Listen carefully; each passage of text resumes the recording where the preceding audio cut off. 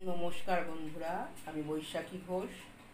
আজকে আমার এই তিনটে ইলিশ মাছ আছে। এটা তিনটে ইলিশ মাছে আমার 700, এই প্রায় 750 মতন ওজন হয়েছে। তো এই মাছটা আমি আজকে সর্ষে দিয়ে করব। এটা কেটে পরিষ্কার করে নেব, তারপর আমি এই মাছটা রান্না করব। তাকিয়ে আছি। এই দেখো বন্ধুরা, আমার হয়ে গেছে ইলিশ মাছের সর্ষে দিয়ে সর্ষে ইলিশ।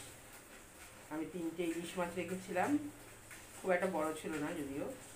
যাই হোক, আমি এক একটা মাছের থেকে তিনটে করে পিস বার করেছি। এই হয়ে গেল আজকে আমার ইলিশ মাছের সর্ষে দিয়ে ঝাল।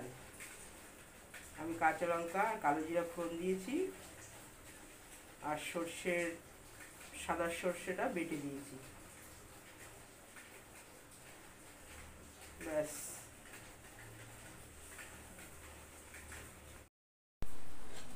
এই আমার ভাত বেড়ে ফেললাম, তৈরি হয়ে গেছে। চিকেন হয়েছে, ইলিশ মাছ সর্ষে দিয়ে, আর চিকেন পকোড়া। এই হচ্ছে ইলিশ মাছ। মাথা দিয়েছি, আর ছেলেকে লেগ পিস দিয়েছি। চিকেন পকোড়া দিয়ে এখন ওকে ভাতটা দিয়ে দেবো। নমস্কার, সবাই খুব ভালো থাকবে।